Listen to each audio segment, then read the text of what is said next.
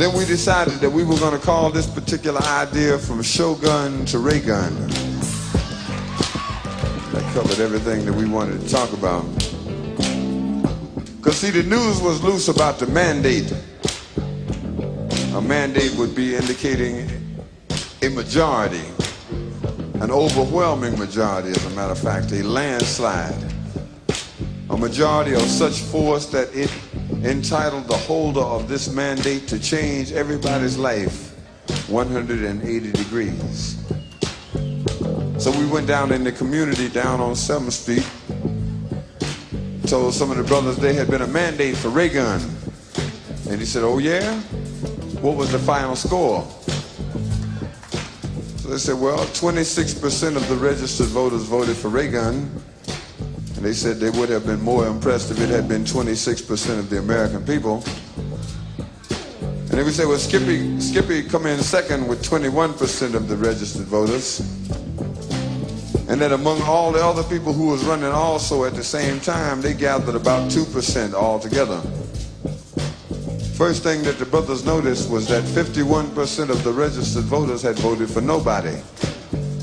And as far as they were concerned, that indicated that nobody should be the president. That 74% of the registered voters had not voted for Ray Gun, which indicated a mandate in the other direction. And after a few months of dealing with Ray Gun and his administration, they have come back to me and said, yeah, it's true. Nobody is the president. See, a lot of folks believe that this was the first time we had ever done anything on Ray Gun.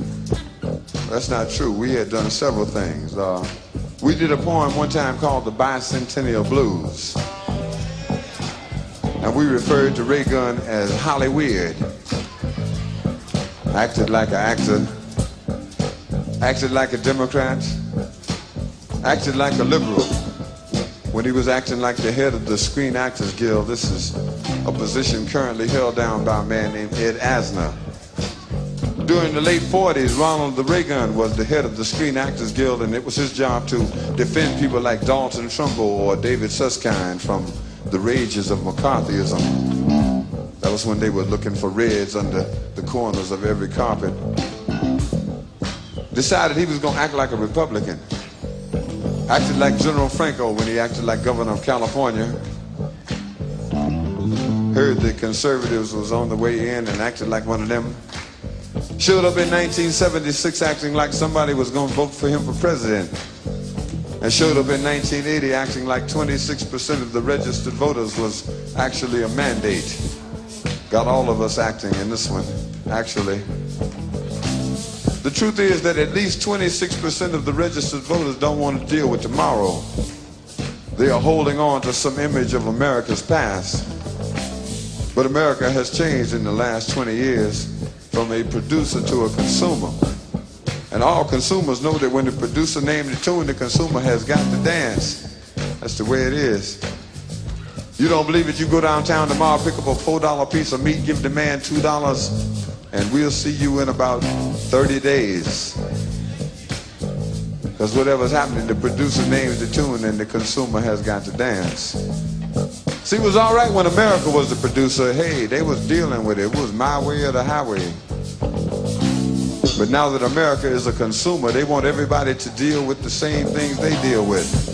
They don't know if they want to be Bob Dylan or Matt Dillon. They don't know if they want to be diplomats or continue to threaten everyone with a nuclear nightmare. John Foster Dulles ain't nothing but the name of an airport now. See, this used to be a country where everybody looked forward to tomorrow. And all of a sudden it became the way we were and the summer of 42 and them good old days, them good old boys, them good old days, them good old boys. And all it proved is that America was not ready to deal with today. They were looking for one of their cinema heroes from the 30s or the 40s to run up and save everything at the last minute. Because somebody always came to save America at the last minute. Bottom of the ninth, 2 outs, 2 strikes, nobody on base, down by 10, don't worry. Somebody will come to save America. Especially in B movies. You see, when I used to go to a movie as a young man, there was always two of them. There was the one that you was paying your money to see, and then there was the second one, which was like a B movie. This was the one that Reagan was usually in. And it would either be like an oat burner or one of them tremendously patriotic flicks or something with the monkey. Yeah, the monkey was all right. The monkey was cool. But what happened is that America looked back for someone from the 30s or 40s. They were actually looking for someone like John Wayne. But John Wayne was no longer available, and so they had to settle for Ronald Reagan. And it has given us all the feeling that we are somehow been cast as supporting or non-supporting characters in a B-movie. That'll be all. Come with us back to those inglorious days before heroes were zeros, before fair was square, when the cavalry came straight away and all American men were like Hemingway, to the days of the wondrous B-movie. The producer, underwritten by all the millionaires necessary, will be Casper, the defensive Weinberger. No more animated a choice available. The director will be Attila the Hague, frantically running around declaring himself in charge and in control, the ultimate realization of the inmates taking over at the asylum. The screenplay will be from a book called Voodoo Economics by George Papadot Bush. A special introduction by David the Trojan Horse Stockman. The theme song of the very military Macho Man. Macho Man to the you left, right. A little mood music for saber rattling and selling war door to door. Remember, we're looking for the closest thing we could get to John Wayne. We're looking around feeling as though it went from Hollywood to hillbillies, from liberal to libelous, from bonzo to Birchite or born again. Civil rights, women's rights, gay rights, it's all wrong. Call in the cavalry, disrupt this perception of freedom gone wild. God damn it, first one of them wanted freedom, and then they all want freedom. Give them an inch, and they'll take a mile. Nostalgia, that's what America wants, the good old days, when we gave them hell. When the buck stopped somewhere and you could still buy something with it. To a time when movies were in black and white, and so was everything else. Lon Chaney, our man of 1,000 faces, got nothing on Ron. Doug Henning will do the makeup. Special effects by Crazy Glue and Grecian Formula 16. Transportation furnished by the David Rockefeller Remote Control Corporation. Their slogan is, why wait till 1984? You can panic now and avoid the rush. So much for the good news. As Wall Street goes, so goes the nation. And here's a look at the closing stocks.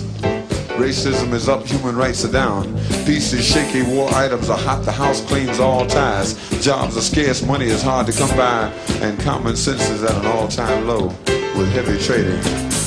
Movies were looking better than ever, and all of a sudden no one is looking because we all feel as though we're starring in a B-movie. And we would have rather had John Wayne.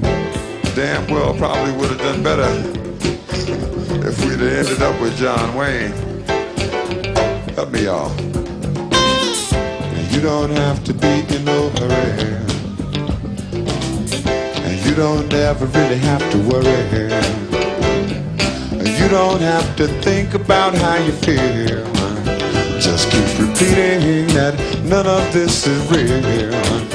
And if you're thinking that something's wrong, well, just remember that it won't be too long before the director, remember him, cuts the scene.